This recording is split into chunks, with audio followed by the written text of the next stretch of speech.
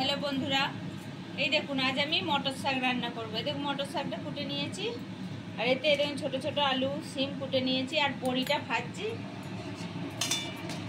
এই বড়িটা আমার ভাজা হয়ে গেছে, এবার তুলে নিচ্ছি। এই দেখো একটা লঙ্কা একবারে ফোড়নটা দিয়ে আমি তরকারিটা চাপাবো। একটা লঙ্কা আর কিছুটা পাঁচ ফোড়ন দিচ্ছি। এই দেখো এবার আমি সিমটা এবার সুন্দর করে ভেজে নেবো। এটা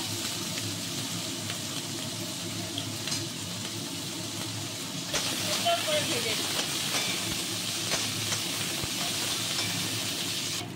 এই দেখুন বন্ধুরা আলুটা সিমটা দেখতে খুব সুন্দর ভাজা হয়ে গেছে। এবার আমি মটর শাকটা দিয়ে নেব।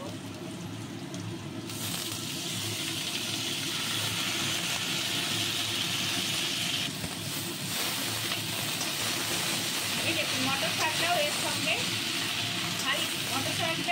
হালকা করে ভেজে নেব। এই দেখুন বন্ধুরা মটর শাকটা ওইটুকু হয়ে গেল। এবার আমি একটা একটা করে মশলা দেবো। খুব বেশি মশলা দেবো না, খুব অল্প পরিমাণে মশলা দেবো। এই দেখুন এতটা জিরে গুঁড়ো দিচ্ছি, একটু বেশি করে ধনে দিচ্ছি, আর একটুখানি লঙ্কা গুঁড়ো দিচ্ছি। এই দেখুন একটুখানি পরিমাণে হলুদ গুঁড়ো দিয়ে নিলাম। দেখছেন আর কিচ্ছু মশলা দেবো না আমি। এবার এইটাকে সুন্দর করে ভেজে নেবো। এখন নুন দিইনি, নুন দিলেই জল কেটে যাবে। মশলাটা একটু ভাজা ভাজা হোক। এই দেখুন বড়ি ভাজাগুলো আমি দিয়ে নিচ্ছি, এর সঙ্গে একসঙ্গে কষে নেবো।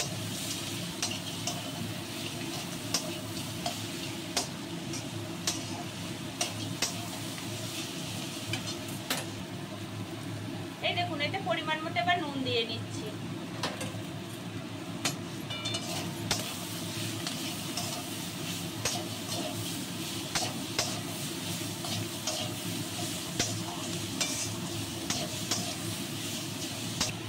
এই দেখুন অল্প পরিমাণে জল দিচ্ছি যাতে শাকটা সেদ্ধ হয়ে যায়। আর একটুখানি দেবো জল।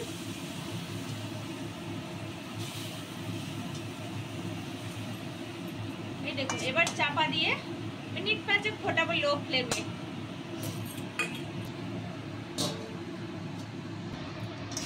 এই দেখুন বন্ধুরা তরকারিটা আমার রেডি হয়ে গেছে। খুব সুন্দর সব আনাজগুলো সেদ্ধ হয়ে গেছে দেখছেন। আর একটু শুকনো শুকনো করে নেবো।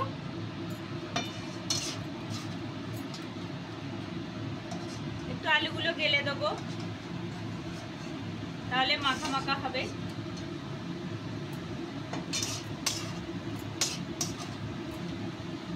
বন্ধুরা তরকারিটা আমার রেডি হয়ে গেছে, এবার আমি নামিয়ে নেবো।